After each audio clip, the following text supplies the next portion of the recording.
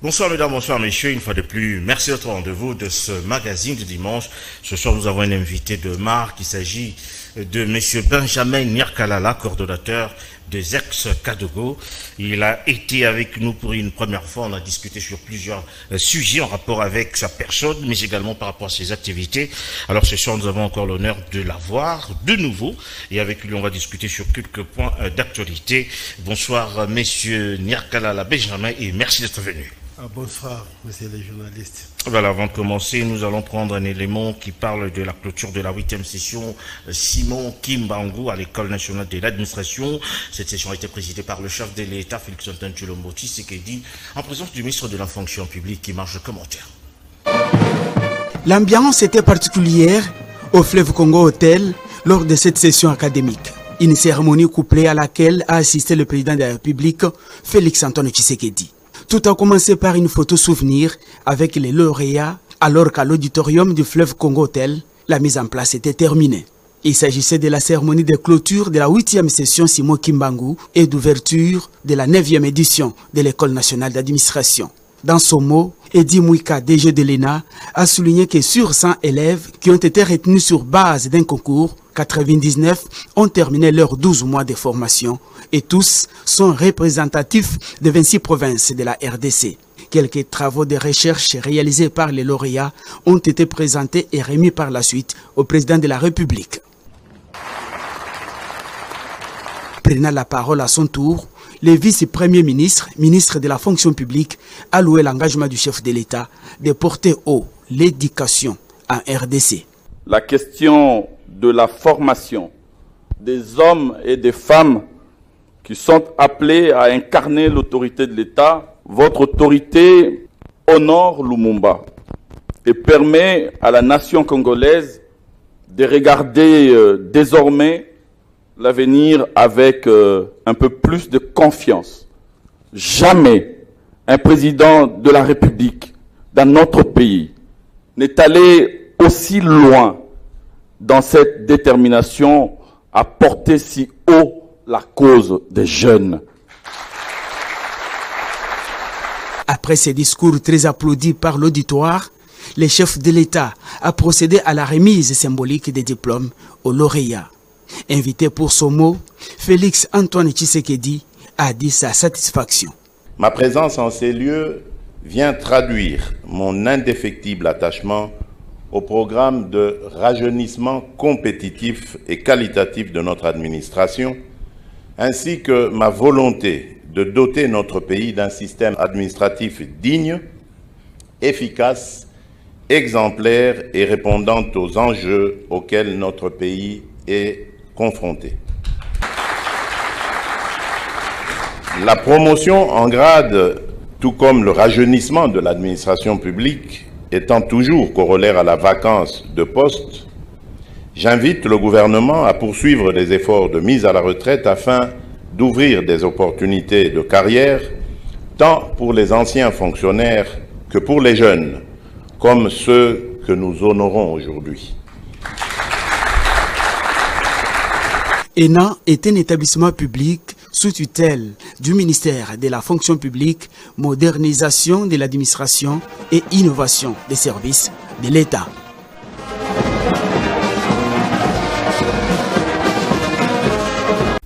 Voilà, c'était là donc la clôture de la session dénommée Simon Kimbangu. Nous sommes à l'ENA, École nationale de l'administration. Le chef de l'État a rehaussé, n'est-ce pas, sa présence à cette manifestation. Bon, on parle un peu de la fonction publique. Je veux dire, l'administration en RDC, l'administration publique pose problème avec comme gangrène la corruption.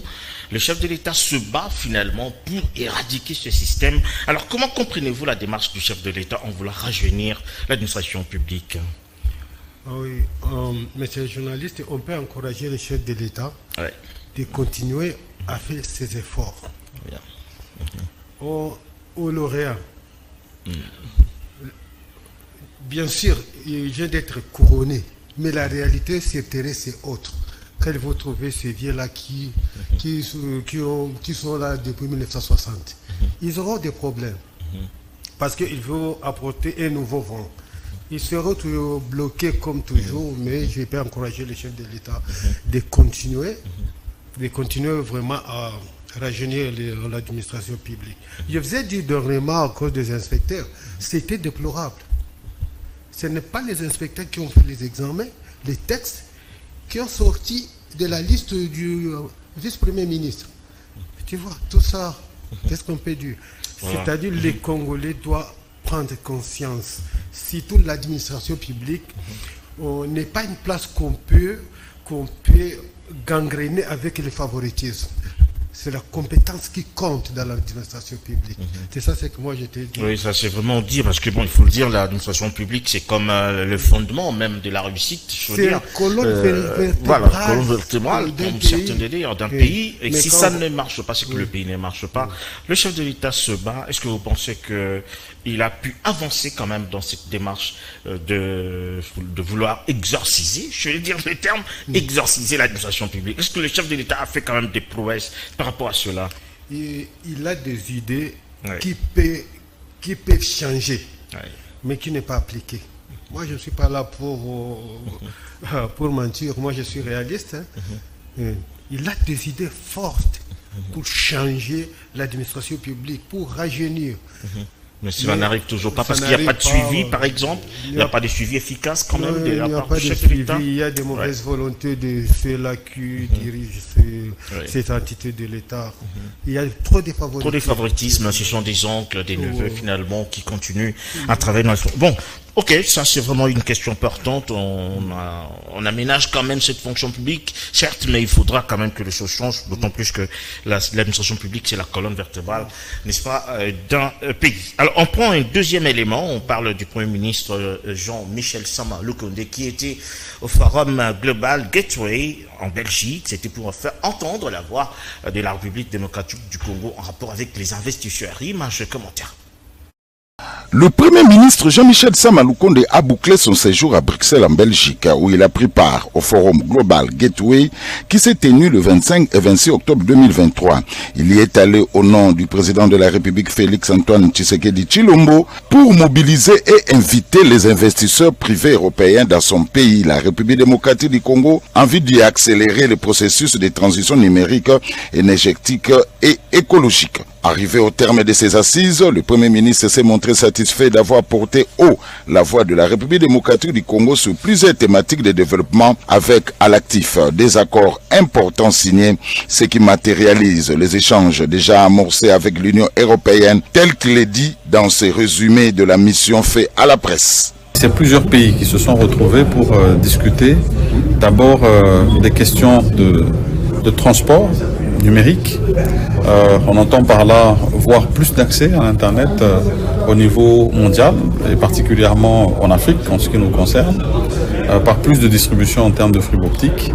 On a aussi abordé les questions d'énergie, parce qu'on veut des énergies propres, des énergies renouvelables à l'heure où nous parlons de ces questions du climat, où la République démocratique du Congo se présente comme pays solution. D'abord du fait de ces forêts, mais aussi du troisième aspect que nous avons abordé lors de ce forum, ça veut dire la question des minéraux critiques, ceux qui participent à la transition énergétique. Et la République démocratique du Congo fait partie de ces pays qui régorgent le plus de ces éléments, notamment le cobalt, le nickel, le lithium. Et à ce sujet, nous avons annoncé ce que nous attendons de l'Union européenne, qui se présente aujourd'hui comme étant un partenaire qui veut accompagner le développement de la chaîne de valeur ajoutée. Voilà, Benjamin Niakala, tout à l'heure là c'était le Premier ministre Sama Lukonde en Belgique, la plupart un forum important qui parle investissement. La RDC a vanté, je faut dire, ses potentialités. On est à la recherche finalement des investisseurs, mais on a comme l'impression que nous n'arrivons pas à convaincre finalement ces investisseurs. Comment comprenez-vous finalement cet état de choses, hein? Ce n'est pas à convaincre les investisseurs, mais les investisseurs eux-mêmes n'ont pas d'argent d'abord. On ne peut pas chercher les investisseurs en Belgique et dans l'Union européenne. C'est eux qui nous font la guerre à l'échelle. Ce sont eux les bailleurs de fonds, quand même. C'est eux qui détiennent quand même le portefeuille, il faut le dire. Ouais. La Belgique, on a avec la Belgique, avant l'époque coloniale, C'est aujourd'hui qu'il faut faire quoi? Rien absolument. Il faut changer. Ils ne font pas faire des voyages de tourisme. Ouais. Au lieu d'aller en Belgique, aller en Chine. Il peut y avoir un gain de cause. Les Belges vont les faire tournoyer pour rien. Ok. Oui. Ça, c'est dépenser l'argent de l'État pour rien. Avec la Belgique et l'Union européenne. Ils ne font pas voiler la face des ennemis de la République. Le président Félix Tshisekedi a combien d'années? C'est déjà plus de 4 ans. Presque plus de 4. Ils étaient où? Il faut changer les investissements. Vous parlez de la Chine aujourd'hui, certes, c'est devenu, il faut dire, un grand pourvoyeur quand même de fonds en Afrique, ça il faut quand même le dire, mais nous avons comme l'impression que la Chine n'arrive pas à traiter correctement avec l'Afrique et particulièrement avec la RDC. Il y a eu plusieurs contrats entre nous et la Chine, parlant de win-win, on a comme l'impression que c'est plus l'Afrique qui perd par rapport à la Chine, surtout par rapport, je veux dire, à la qualité du travail demandé. La Chine se manque de nous, d'abord, particulièrement la République démocratique du Congo. Comme si les peuples congolais est sous tutelle d'une puissance, soit la Belgique. On doit se débarrasser de cet esprit-là et savoir que le Congo nous appartient. Le Congo aux Congolais, la Belgique aux Belges. C'est là où on peut traiter avec la Chine. Nous, vraiment, on ne se considère pas. On a peur pour aller chercher les investisseurs en Belgique. Il n'y a pas en Occident, parce qu'on a vu le chef de l'État faire plusieurs voyages, je veux dire, à l'étranger, et particulièrement en Occident. Mais il faut quand même l'avouer, il n'y a pas eu vraiment gain de cause par rapport à ça. Mais bon, enfin, bref, ça c'est votre opinion, hein, mais est-ce que, une question, est-ce que ces investisseurs n'ont pas finalement peur de la guerre qu'il y a en RDC, parce qu'on ne peut pas investir là où c'est du rouge? Ils vont investir quoi au moment où ils prennent ça gratuitement à travers donc, le ils les Rwanda. prennent déjà gratuitement. Oui. À travers le Rwanda. Oui. Ils vont investir quoi? Tu vas investir à la richesse que tu prends gratuitement? Non. Donc ils se servent déjà. C'est une question. Ils se servent déjà. Ils se servent déjà. Ils vont investir quoi encore? Voilà, vous êtes coordonnateur des anciens Kadogo, ex-Kadogo. C'est ce qui fait finalement, n'est-ce pas, la pertinence de votre présence encore ce soir, parce que bon, vous avez été réclamé par certains pour pouvoir approfondir davantage un tout petit peu les étapes franchies par l'AFDEL jusqu'à arriver au pouvoir. Alors, je voulais peut-être à la limite vous poser une ou deux questions par rapport à cela. Finalement, est-ce que l'AFDEL, le FPR, le M23, est-ce qu'il existerait une relation entre les différentes forces, n'est-ce pas, en présence? Ok, merci beaucoup pour la question. Vous voyez, M23 est égal à FPR. Ça veut dire? C'est-à-dire, il n'y a pas FPR, il n'y a pas M23. C'est même armée. Ok? L'AFDEL, son allié, était les Rwandais, FPR. C'est pourquoi... FPR, c'est Force Patriotique Rwandaise. Oui, il faut le dire. C'est pourquoi les autorités de Kinshasa doivent cesser de dire que le M23, c'est une rébellion. Non, ce sont des militaires rwandais. Donc c'est une force étrangère sur nos sols, c'est pas une rébellion finalement. Ce n'est pas une rébellion, c'est une agression. On les appelle Special Corps au Rwanda, compagnie spéciale de Paul Kagame. Mais quand ils arrivent au Congo, nous les Congolais, on commence à les appeler les rebelles. Oh, ce ne sont pas des rebelles, ce sont des agresseurs. Alors qu'est-ce qui vous fait dire ça? Est-ce que vous avez des éléments probants qui finalement atteste que le M23 c'est vraiment une force rwandaise? Oh là là, vous pouvez demander à nos officiers. Ils vous parleront très bien. Leur communication c'est en Kinyarwanda, c'est les Motorola. Ils ne s'expriment pas à Lingala. C'est à Kinyarwanda et en anglais. Ce sont les Congolais marionnettes, 2 ou 3 qu'ils prennent pour utiliser, pour masquer ça, pour masquer cette agression. Mais ce sont des Rwandais. C'est pas la même chose avec l'AFDEL également, qui fut une force il faut dire, en majorité constituée, certes par des Congolais, mais guidés par le Rwandais. N'est-ce pas? N'est-ce pas la même chose? Ce n'est pas la même chose. Parce que AFDEL, c'était une force de libération. Nous avions carence des officiers et des instructeurs. C'est pourquoi il avait couru aux Rwandais et les Ougandais. C'est par après la libération, il leur a demandé de rentrer chez eux. Ça a créé encore un problème. Et c'était comme ça.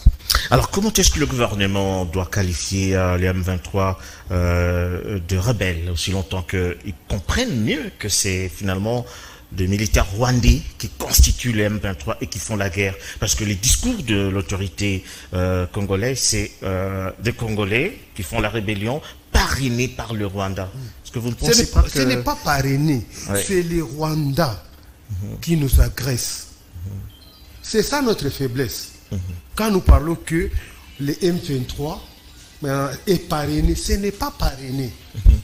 Parce que tous les militaires tués du M23, on les enterre au Rwanda. Maintenant, comment vous pouvez dire que ce sont des Congolais? Mais avoir les discours de quelques officiers du M23, ils disent être de Congolais qui font la guerre pour libérer leur terre. Non, je peux vous... Parce qu'en tête, il y a un Congolais quand même, un certain Willy Ngoma, du genre, qui fut même à la... Cela ne date pas d'aujourd'hui. Depuis 1990, il y a des Congolais qui ont soutenu même Kagame pour libérer le Rwanda. Les Congolais du Sud Kivu, qui étaient dans APR, Armée Patriotique Rwandaise. Et jusqu'à présent, il y a ceux-là qui sont là-bas, dans l'Armée Patriotique Rwandaise. Peut-être Willy Ngoma vient de ces gens-là. Il est automatiquement rwandais s'il est dans l'armée rwandaise. Est-ce que vous, en tant qu'ex-Kadogo, vous reconnaissez certains officiers rwandais, enfin, je le dis comme ça parce que c'est vous qui le dites, rwandais qui sont dans l'M23? Est-ce que vous avez quand même une idée, en voyant la constitution du M23, bon, je ne veux pas entrer dans le service de renseignement parce que vous ne faites pas partie de ça, mais est-ce que vous savez reconnaître les tactiques rwandaises dans le M23? Ce n'est pas dans le M23. Le mode opératoire du M23, c'est les APR en personne, l'armée patriotique rwandaise, les tactiques de guérilla. C'est l'affaire. Il résiste dans la forêt, même pendant 10 ans, il peut faire ça. Il peut résister. Oui. Il fait des embuscades, piller, tuer, causer du tort à la population. C'est le tactique de guérilla. Il peut rester même 10 sur une colline de montagne pendant 10 ans. Voilà. Mais le chef de l'État l'a quand même décrié. Il a parlé de Paul Kagame, du Rwanda, qui a agressé finalement la RDC. Alors, certes, aujourd'hui, il y a quand même des affrontements. On a même parlé des bombes qui partent du M23, qui inquiètent la population, qui est déjà en fuite dans quelques villes. Vous pensez que nous avons aujourd'hui la chance de repousser le M23, les FARDC? Est-ce que les FARDC ont la chance aujourd'hui de repousser le M23 jusqu'au dernier retranchement? Est-ce que vous pensez? Vous savez, s'il y a l'honnêteté, l'armée rwandaise ne peut pas faire face à l'armée nationale congolaise, même pendant 10 minutes. Mais il n'y a pas de réalisme chez nous. On a des généraux, plus de 200 généraux. Mais je n'arrive pas à comprendre comment l'armée rwandaise peut installer la base militaire dans les territoires congolais et dormir et se réveille et il prend du thé le matin. Je n'arrive pas à comprendre. Il y a une trahison. Il y a toujours une trahison. Il y a des infiltrés, comme on a toujours dit. Mais aujourd'hui, nous avons une autre force autodéfense, quand même, le Wazalendo, qui font, je ne peux pas dire de la fierté de la RDC, mais qui sont sur terrain en train de combattre. Et le M23 disent que le Wazalendo, ce sont les militaires des FARDC et non des branchés spirituels, mysticaux et tout. Et ils accusent finalement le Wazalendo d'être de militaires des FARDC déguisés en Wazalendo. Ce n'est pas tout simplement le Wazalendo. Oh, la bande de l'Est, Nord Kivu, Sud Kivu, les jeunes n'aiment plus attendre ou bien écouter qu'on les parle de l'armée de Kagame. Ce n'est pas tout simplement le Wazalendo. Ouais. Mais il y a une réunion qui s'est tenue avant-hier au Rwanda pendant la nuit. Kagame avec ses alliés, ils sont déterminés d'effacer les Wazalendo dans la ville de Goma. Notre service de renseignement peut commencer à chercher de vraies informations, mais c'est déjà décidé. Très bien, on va continuer. Il est temps pour nous de prendre un élément qui parle du Forum des Trois Bassins. Nous sommes au Congo-Brazzaville, le Forum des Trois Bassins forestiers qui a eu lieu entre Congo et Brazzaville en vue d'une coalition contre le réchauffement climatique. Et puis on revient pour continuer finalement notre causerie avec Benjamin Nyakalala. Le sommet des Trois Bassins forestiers ouvre ses portes ce jeudi 26 octobre 2023 à Brazzaville, capitale de la République du Congo. Ce forum de 3 jours va rassembler des chefs d'État, des délégations officielles, institutions internationales, bailleurs de fonds, ainsi que plusieurs experts du secteur d'environnement. Il vise à renforcer une gouvernance sud-sud pour les 3 écosystèmes, le bassin de l'Amazonie, le bassin du Congo, ainsi que celui des Bornéo, Mekong au sud-est de l'Asie, Chine, Birmanie, Thaïlande, Laos, Cambodge et Vietnam. La préservation de la biodiversité et des forêts tropicales est cruciale face au changement climatique. Le sommet des 3 bassins réunira des dirigeants de l'Amazonie, du Congo et de la région Bornéo-Mekong, Asie du Sud-Est pour former une coalition mondiale. Ces 3 régions représentent à elles seules 80% des forêts tropicales du monde et 2 tiers de la biodiversité terrestre, jouant ainsi un rôle essentiel des régulateurs du bilan carbone. L'objectif du sommet est également de mettre en œuvre dans le cadre de la décennie des Nations Unies pour la restauration des écosystèmes, la première coalition mondiale pour la restauration de 350 millions d'hectares d'écosystèmes terrestres et aquatiques. L'idée de ce forum découle de celui organisé en août dernier sur l'Amazonie par le président brésilien Lula da Silva. Ce sommet va définir les grandes lignes d'un schéma de gouvernance mondiale à travers la mise en place d'un accord de coopération en vue d'une alliance mondiale de 3 bassins.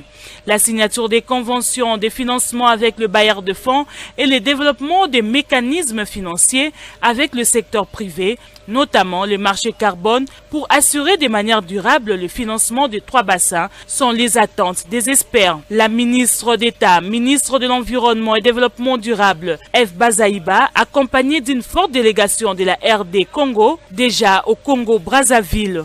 Le président Félix Antoine Tshisekedi Tshilombo est également attendu sur place à Brazzaville.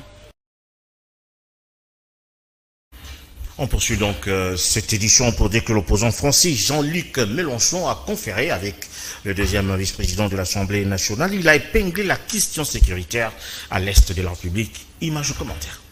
Le 2e vice-président de la Chambre basse du Parlement, Vital Banioué-Zizé, a conféré le jeudi 26 octobre avec l'opposant français Jean-Luc Mélenchon en séjour à Kinshasa depuis le lundi 23 octobre 2023. À la faveur d'un dîner organisé dans la salle de banquet en l'honneur de la délégation de parlementaires français conduite par l'ancien parlementaire français Mélenchon, Vital Banioué-Zizé, accompagné de la rapporteure adjointe Colette Chomba, a échangé avec l'opposant français autour de l'agression rwandaise du territoire congolais et de la solidarité dont les Congolais doivent bénéficier de la communauté internationale au nom du maintien de l'ordre international avec comme vertu cardinale l'intangibilité des frontières. Je suis de l'avis des Congolais sur ce sujet. Que vaut une condamnation qui n'est pas suivie de sanctions? Pourquoi faire? Alors c'est un jugement moral, nous sommes quoi? Les relations internationales ne peuvent pas être faites lorsque l'ordre international est mis en cause. Alors la stabilité des frontières, c'est pas vous, je vais apprendre ça, c'est la condition numéro 1 de l'ordre international. Il n'y a aucun ordre possible s'il n'y a pas de respect des frontières. Et le respect des frontières, c'est le respect de la souveraineté. Pour l'opposant français, il ne peut pas y avoir continuellement 2 poids, 2 mesures. On ne peut pas avoir des principes qui s'appliquent à la Russie contre l'Ukraine et ne pas avoir le même à propos de la RDC contre son envahisseur rwandais. Jean-Luc Mélenchon a pu se rendre compte que tous les Congolais sont très occupés par cette question de sécurité. Des élus qui, comme dans toutes les démocraties, sont très différents, ont des options différentes, mais qui savent s'unir pour défendre en commun leur patrie.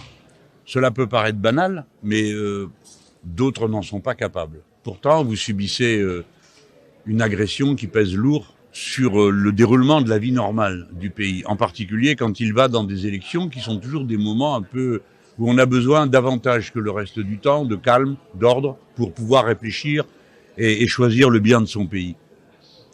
Alors j'ai observé ça. La deuxième observation, c'est que la diversité s'est représentée pour nous accueillir et nous le considérons comme un honneur. Ces parlementaires français sont auteurs d'une résolution signée par 75 députés et plus, par laquelle ils prennent parti pour la RDC en affirmant la fraternité et en condamnant les injustices du voisin rwandais et en demandant à la France de se positionner clairement.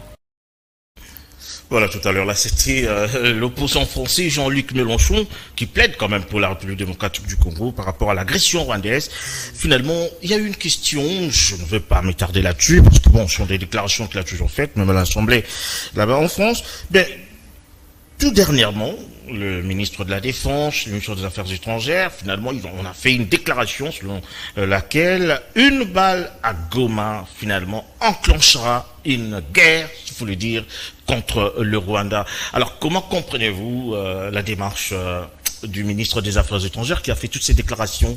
C'était en rapport avec des images, des photos. On a vu le Rwandais traverser finalement la frontière congolaise. Oui, j'ai suivi cette déclaration, mais ce n'est pas tout simplement une balle à Goma. On doit avoir souci du territoire aussi. Pourquoi pas une balle à Bunagana ou bien la frontière avec les Rwandais. On doit protéger toute la population de la République démocratique du Congo, pas tout simplement de la ville de Goma. Le vice-premier ministre, son excellence Jean-Pierre Mbemba, avait monté des images.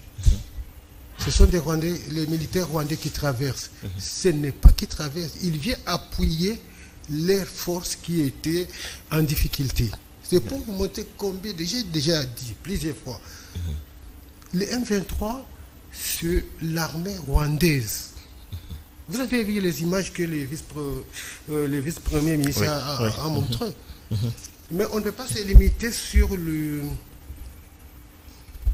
en criant et à appeler la communauté internationale. Nous étions abandonnés depuis lors par cette communauté internationale. On doit prendre notre responsabilité à main. Ce n'est plus le temps même de communiquer avec soi-disant les mécanismes de suivi. Ils sont corrompus par les Rwandais. Combien de fois la République démocratique crie pour la traversée des frontières par les Rwandais? On ne fait absolument rien. On doit prendre notre responsabilité. On doit mettre des commandants qui sont conscients pour bouter définitivement l'armée rwandaise hors de notre territoire. C'est ça ce que moi je peux dire. Oui, c'est ça. Oui, finalement, certes, la déclaration du ministre des Affaires étrangères est passée apparemment inaperçue, parce que bon, il faut quand même le dire, tu as épinglé quelque chose de très important. Les Rwandais sont déjà, et ils sont venus en appui, n'est-ce pas, à leurs frères qui sont du M23, et que Rutshuru, Masisi, c'est la RDC. On n'attend pas une balle à Goma pour finalement faire la guerre au Rwanda. Il y a quand même des politiciens qui ont demandé depuis longtemps de faire la guerre finalement contre le Rwanda, parce qu'ils nous agressent. Alors, qu'est-ce qui freine finalement cette activité, c'est-à-dire la RDC?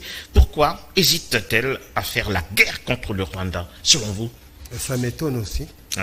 Et je ne sais pas comment l'armée patriotique rwandaise peut mettre sa base militaire à Rumangabo.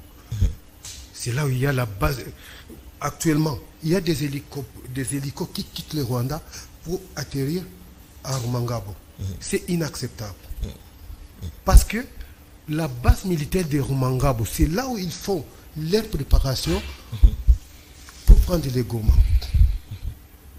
Est-ce que vous pensez qu'ils peuvent prendre également la ville de Goma? Est-ce qu'ils peuvent avancer comme l'autre fois? Ils ont tenté dans l'inconscience. Oui. Parce qu'ils sont à Kibumba. À Kibumba, c'est quelques kilomètres de la ville de Goma. Quand il va prendre les mots Goma, comme ils font toujours, ils font comment? Comme ils ont pris la base, notre base militaire de Rumangabo, il reste que il y a ceux-là qui vont traverser, traverser la frontière pour prendre l'aéroport de Goma. Et c'est tout. S'ils prennent l'aéroport, c'est fini finalement. C'est fini, c'est une badade, il n'y a plus. Il n'y aura plus d'accès pour les forces armées congolaises. Oui, c'est ça. Ils vont faire la guerre contre la population civile alors. C'est pourquoi on ne peut pas continuer à crier tout simplement sans réagir. On doit d'abord libérer notre base de Rumangabo. C'est base de Rumangabo qui sécurise la province du Nord Kivu. Quand on n'a pas cette base dans notre propre pays, nous sommes basés à Goma avec des contingents masqués, soi-disant des forces... plusieurs forces de la région, finalement, qui sont en complicité avec le... Qui nous fait endormir toujours. C'est assez. C'est ça qu'on les appelle comment? Et assez. Ce sont les aventuriers. Alors, vous êtes quand même de là, vous êtes du Kivu, et puis vous avez fait la guerre, n'est-ce pas, à l'époque de l'AFDEL, vous êtes un ancien militaire, Dogo. Alors, quel sentiment avez-vous de voir cette léthargie de la part des forces armées rwandaises à attaquer le Rwanda? Ça nous fait du mal. Oui. Ça nous fait du mal. Parce que nous, on a œuvré avec cette armée, on a travaillé ensemble avec eux, ils ne sont pas forts. Ils sont déterminés, mais ils ne sont pas forts. Et l'armée rwandaise ne peut pas résister au FARDC. Ça, je vous jure. Alors, il y avait un militaire, John Numbi, qui avait fait des grandes déclarations. Je dirais que ce sont des provocations à l'endroit du régime, il faut quand même le dire. Comment avez-vous jugé ces propos? J'ai jugé ça... no sense. No sense. Parce que John Numbi était ici, il a fait combien des années à la tête de l'armée? Quel vent nouveau qu'il a laissé dans l'armée? Il ne faisait que promouvoir les officiers katangais.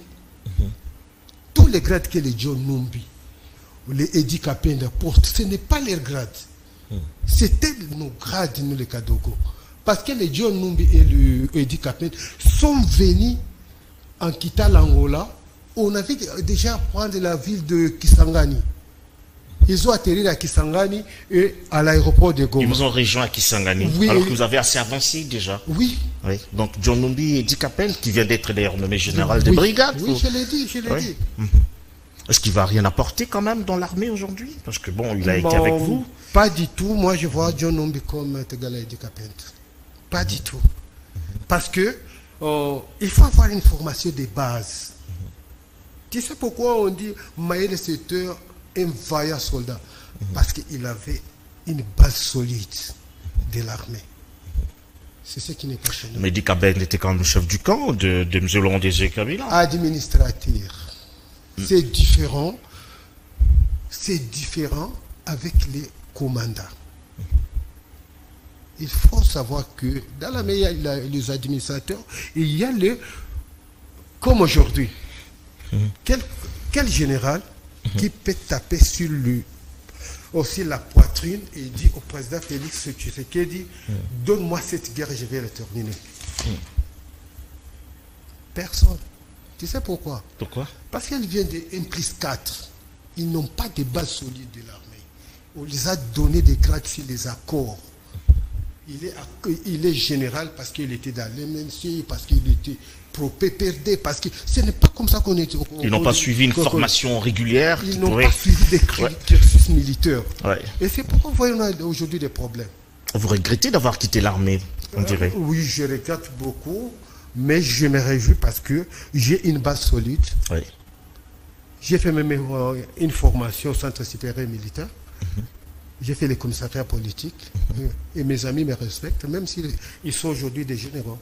Voilà, c'est Benjamin Nyakalala, ex-Kadogo, de l'AFDEL, comme il faut le dire. Ils sont venus avec nous, Laurent Désiré Kabila, renverser le régime Mobutu. On prend un autre élément, on parle de l'Assemblée provinciale de Kinshasa. Les députés étaient à l'Assemblée nationale après avoir été suspendus par le ministre de l'Intérieur. Ils ont vu le président de l'Assemblée nationale, Mbosso Koudiampanga. Malgré tout, que les gens donnent l'impression que c'est un conflit entre l'Assemblée provinciale et l'exécutif provincial, ce qui est faux. C'est un problème qui concerne les députés, c'est un problème entre les députés et les bureaux. C'est un problème de gestion. C'est pourquoi la majorité des députés avait pris l'option de voter la résolution pour la mise en accusation de l'ordonnateur principal, qui est l'ancien président Godin Poyi, et l'ordonnateur délégué, qui est l'ancien questeur Epiana. Alors, les dossiers, les oppositions sont allés en justice, et pour la déchéance, pendant que nous n'avons pas, il n'y avait pas une motion sur la déchéance. C'était sur la mise en accusation. Curieusement, la justice nous dira après 8 jours. On va nous répondre. Le même jour, il y a un arrêt qui sort annulant la décision de déchéance de ces 2 membres de l'Assemblée provinciale. Donc pour nous, la résolution, une décision qui n'existe pas, pour nous la résolution sur leur mise en accusation demeure. Nous avons vu le VPN qui a écrit suspendant les activités de l'Assemblée provinciale pendant la session budgétaire. Donc on ne peut pas comprendre les tenants et les aboutissants de cette décision-là. Alors nous sommes rendus compte que à la justice, ça ne tient pas. Maintenant, nous devons voir les hauts dignitaires, les hauts responsables de ces pays. C'est pourquoi nous sommes venus, en premier, voir le président de l'Assemblée nationale, qui est aussi membre du présidium de l'Union sacrée, d'autant plus que tous les députés ici de la ville de Kinshasa sont dans l'Union sacrée. Ce que nous attendons du président de l'Assemblée nationale, les sages qu'il est, l'ouverture de la plénière, et puis qu'on arrive à trouver la solution aux problèmes qui se posent. Parce que si nous ne faisons pas attention, les députés risquent d'être indexés. Alors si aujourd'hui nous sommes indexés, cela va compromettre aussi notre électorat, qui est aussi l'électorat du chef de l'État. Alors c'est pourquoi nous sommes venus voir le président de l'Assemblée nationale en 2 qualités, en tant que président de l'Assemblée nationale et membre du présidium de l'Union sacrée. En tant que père de famille, il nous a rassurés. Il nous a rassurés parce que ce que nous reprochons aux membres du bureau, c'est le détournement de l'argent des députés. Je dis bien détournement de l'argent des députés. Et le président nous a rassuré que la solution sera trouvée.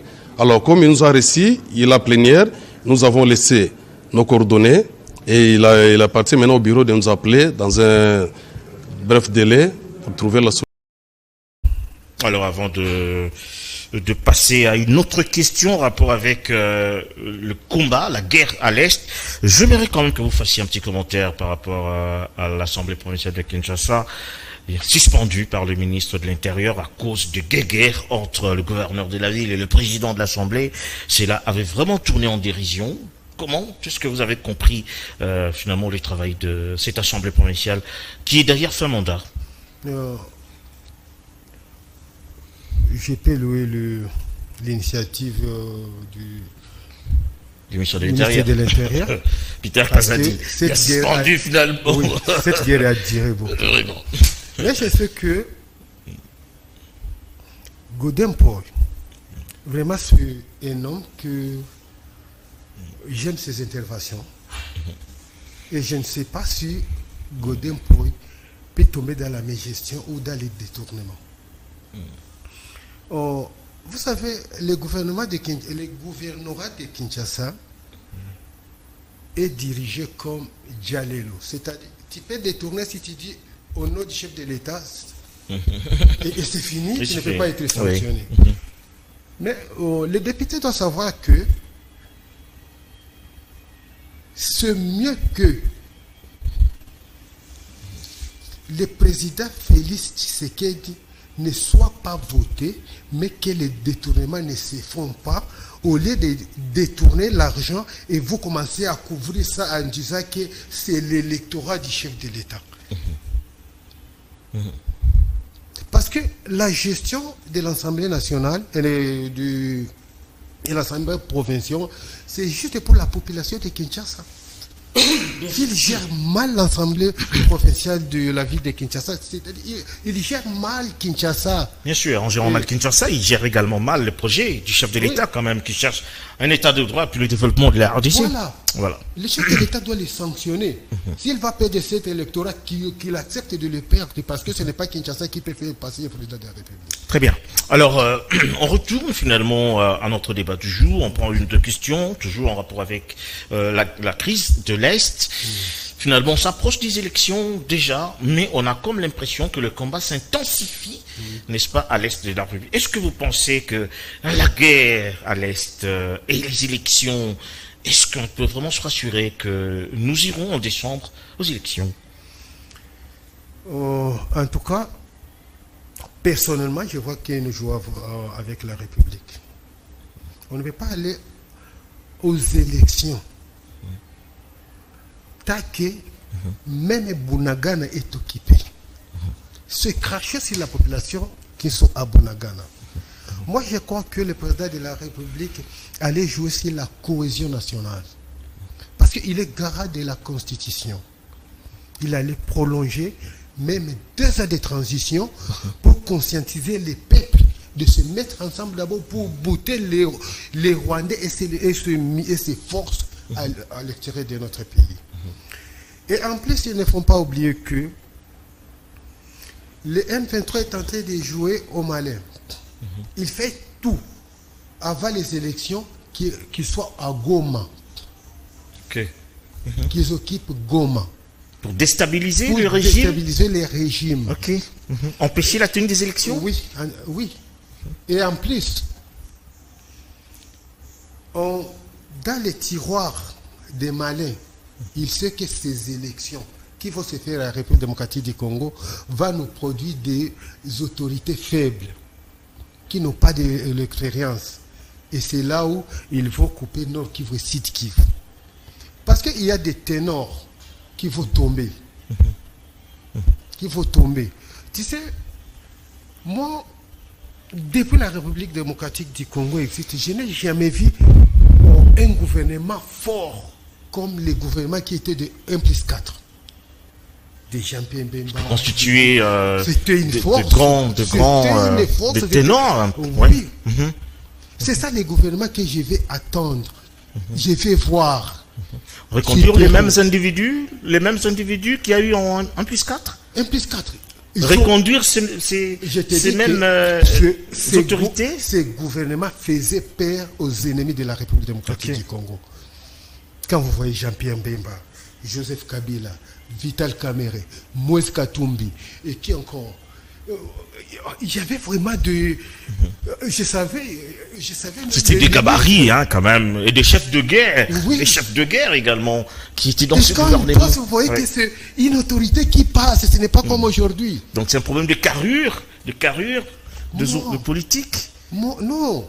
Vous savez, on doit éviter d'être obsédé du pouvoir.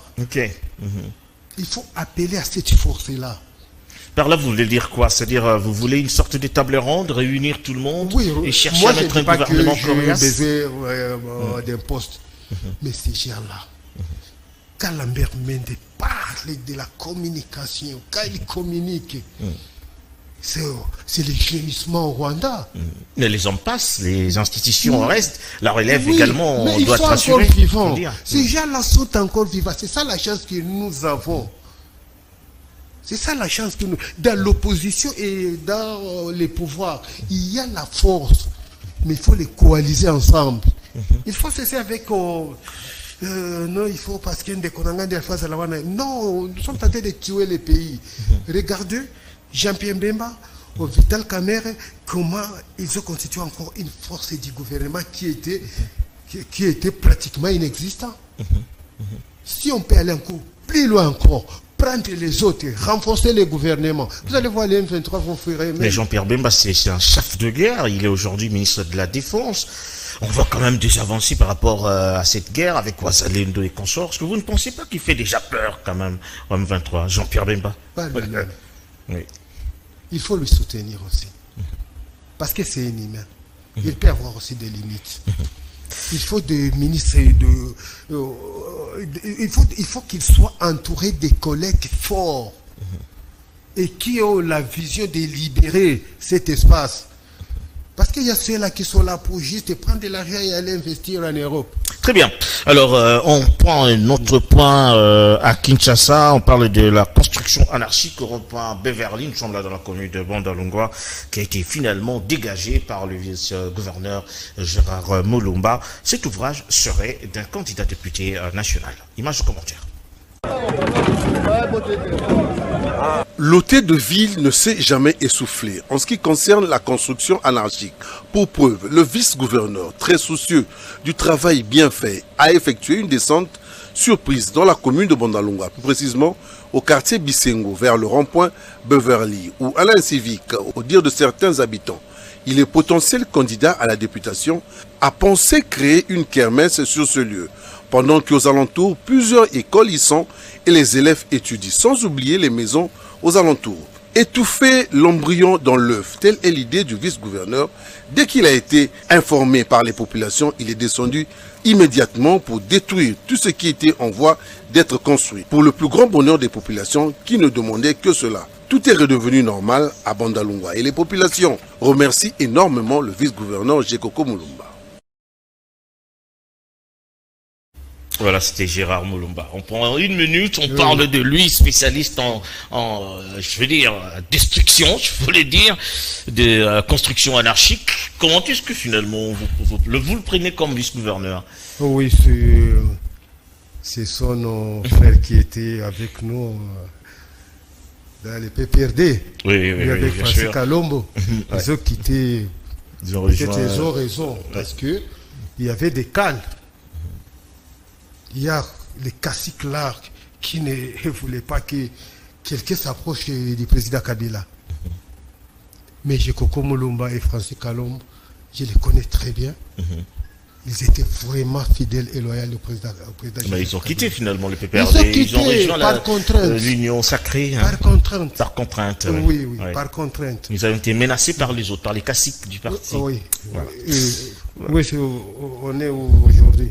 Il est vice-gouverneur. Il commence à appliquer la vision de Kabila maintenant. Puisque vous parlez de Kabila, bon, les chefs de l'ancien chef de l'État, Joseph Kabila, était également Kadougou, il faut le dire comme ça. Oui. Il était dans votre groupe de Kadougou. Est-ce que vous êtes toujours en contact avec lui, vous en tant qu'ex-Kadougou? Les chefs restent les chefs. Oui. Mais c'est que nous existons et nous savons qu'il est là. Et nous les respectons beaucoup. Oh, c'est notre idole. Il s'exprime moins, il s'efface beaucoup. Donc on se pose des questions, pourquoi toujours cette façon de faire?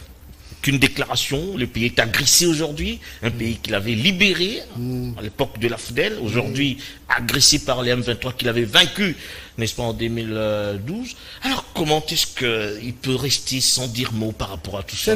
C'est pas à dire qu'il ne dit pas non. Il parle à l'intérieur lui-même. Parce qu'un homme ne peut pas rester sous silencieux. Non. Mais il sait qu'il y a un ça ne va pas. Et le ça ne va pas est venu de son prédécesseur. Et c'est le prédécesseur qui a les commandes. Si le prédécesseur ne veut pas lui consulter, tu veux qu'il fasse quoi? Mais les sénateurs à vie, en tant que sénateur, il a droit à la parole, n'est-ce pas? Non, il n'est pas là pour faire du populisme. Parce que s'il part, il y a les gens qui vont interpréter ça mal. Autrement. Très bien, donc c'est bien de se taire. Sinon, ça sera interprété autrement. Alors, on prend un autre élément pour finir, parce que nous sommes pratiquement à la fin. Avant de vous passer la parole, je prends l'élément de Je suis Funa 2023, œuvre du très célèbre journaliste Jules Boulembi, qui continue finalement son bon nombre de chemins. Il a apaisé les habitants de la Funa en activant le rétablissement du courant électrique. Image de commentaire.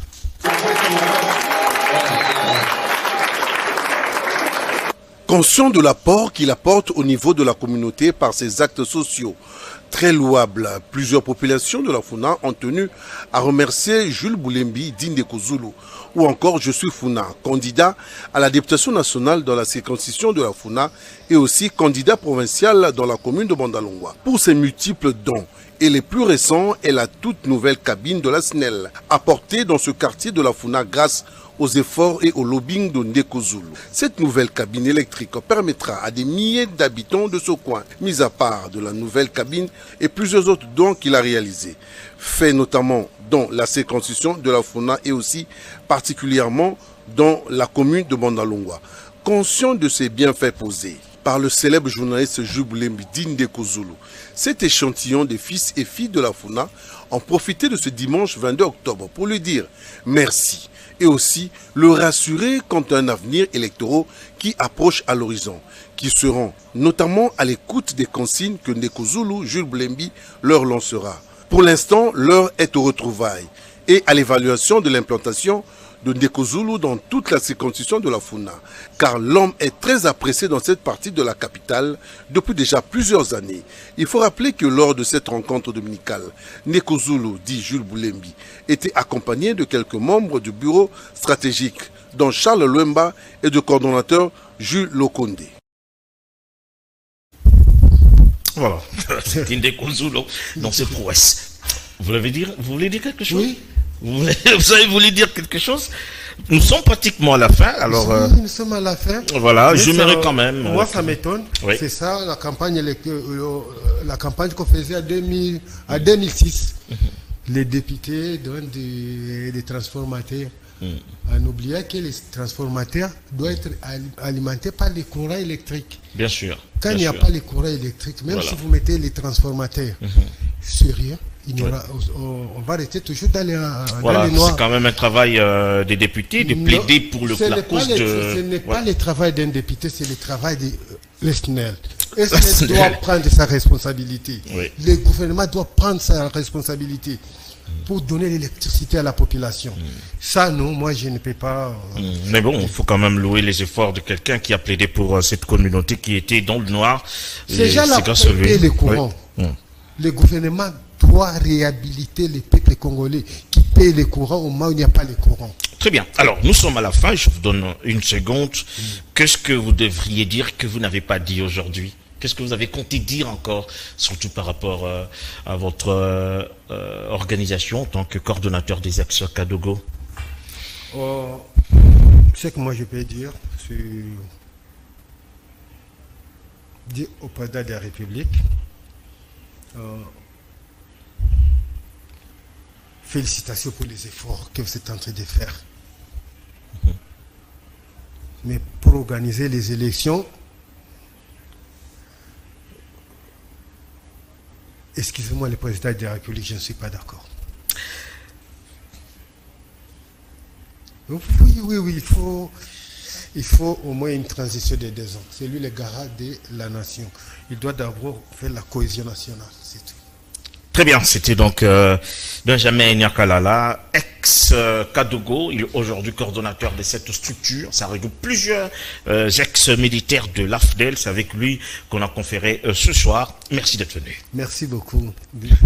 Voilà, merci également à vous tous qui nous avez suivis de partout. Merci à Kouparbola ainsi qu'à Soulemboyo pour la réalisation de ce journal. On se retrouve prochainement le prochain dimanche. D'ici là, portez-vous bien. Bonne suite de programme sur Canal Kin.